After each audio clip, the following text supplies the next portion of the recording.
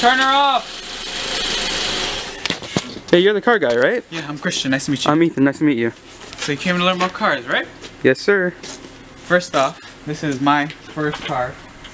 And one thing you should know about me is I love cars. I love working on the exterior, modifying the engine, and working on the audio on the inside. Actually, let me show you something special. Come with me.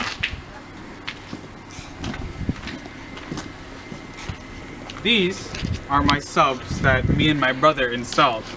These are two 10-inch 1000 watt subs. They are powered by a 2000 watt amp. Hey, press play! Turn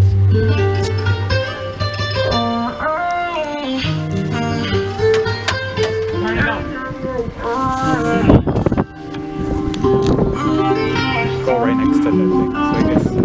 Hey yo, Nash, you go crazy.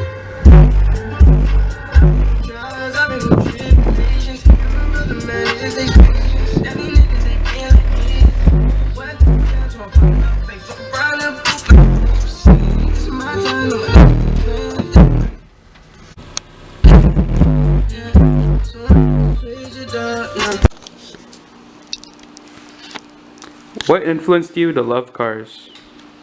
Well, I would have to say my uncle and my dad are the main contributors to why I love cars so much. My uncle, who lives in Trinidad, owns a modification business. So what he does is he takes cars, imports and exports, slaps body kits on them, repaints them.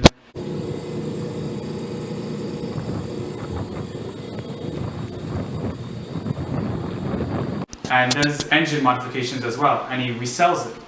And his own personal collection of cars is what really made me fall in love with Japanese style cars. He has a beautiful Evo 10.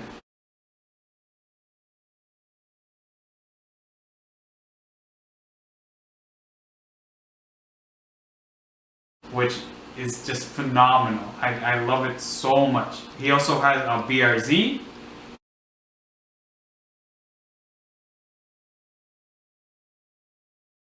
He has Evo 8, which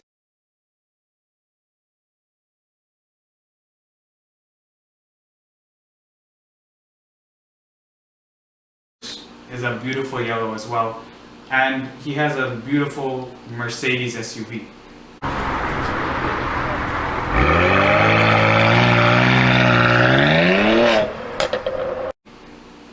My dad, he helped me develop my passion through his vast collection of cars over the years.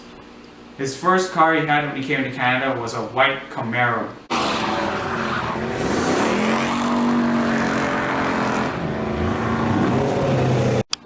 There's also the green Camaro my dad owned in 1986, as well as in 2000, I believe he bought a Navigator, and then his new car, the Jeep Commander.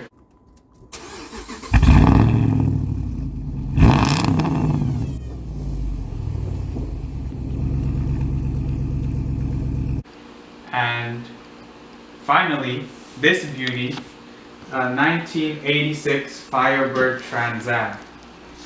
In the early 2000s, this was the victim of a terrible accident.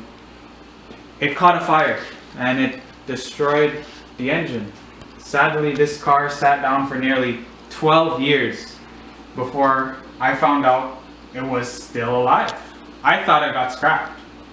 When I found out it was just sitting in my brother's backyard, I knew I had to take it and rebuild it. This car was a big part of my childhood. For so long, I would sit in this car imagining driving it when I was 6 years old. And my dad would just drive around. He would do donuts, do a little burnout here and there, and that's what made me fall in love with this car. So when I found out it was still here, I had to take this opportunity. So me and my friends drove up to Scarborough, put it on a trailer, and drove it back home. Pushed it up the driveway, which may I say we almost lost our lives in that process. And here it is now. Me and my friend Ethan took apart the engine and realized that we can't use it. So now we're just waiting on a new engine. You know what? There's something I would like to show you. Come.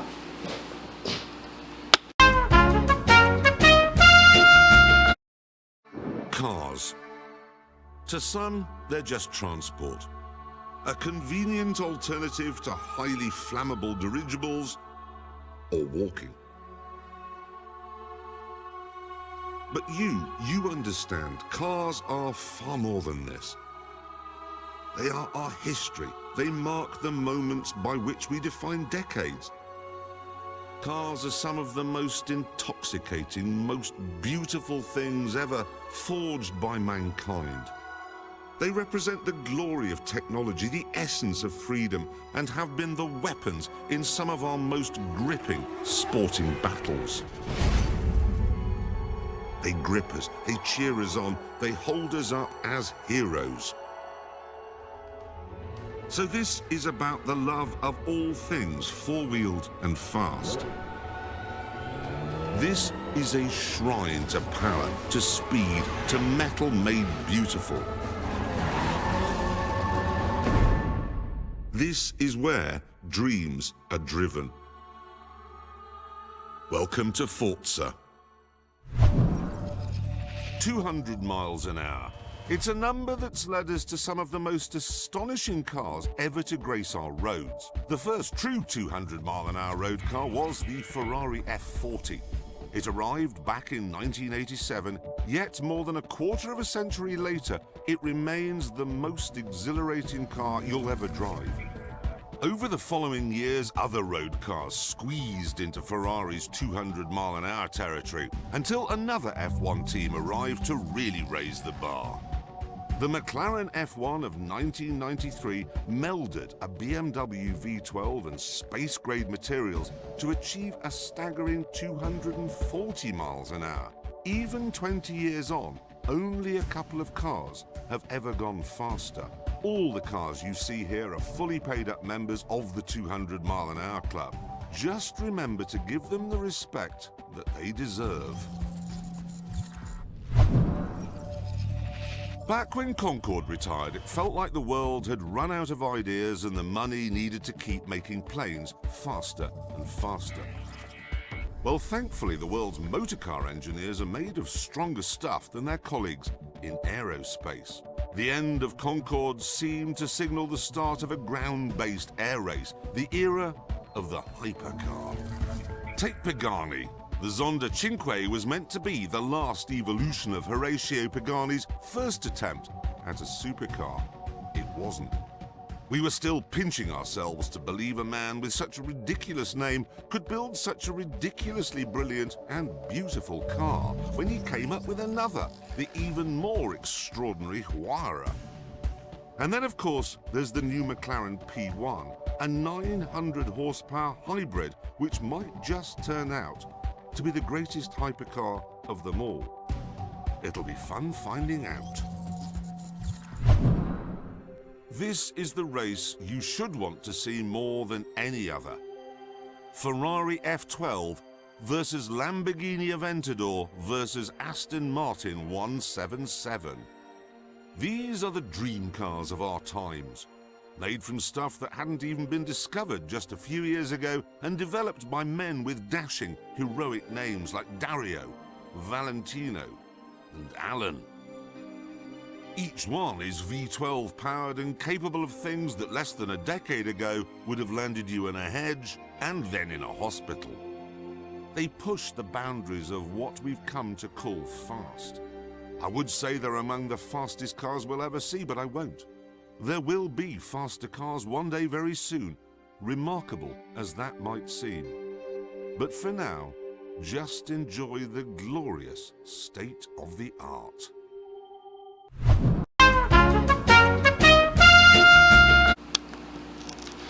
You like the video?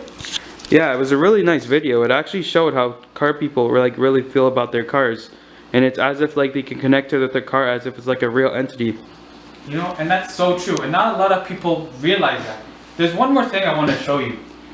These are the car rims that go on the minivan outside and my car. I have summertime rims and winter rims. When people look at this, they may see, oh, is this another materialistic item? But to me, it has more value because of the reason how I got it. My dad bought it for me. And it being my first car and my first summer rims, it holds more value than someone would think. And what is this thingy right here? This thing is actually the AC for the Trans Am. As you can see, everything is ripped out.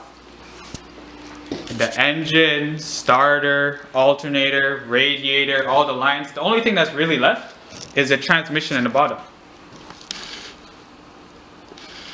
There's one more thing that I want to show you.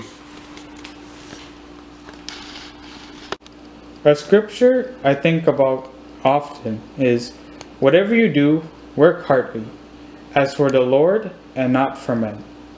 This could be interpreted in many ways, but how I like to see it is, God intended us to follow our dreams and be who we want to be.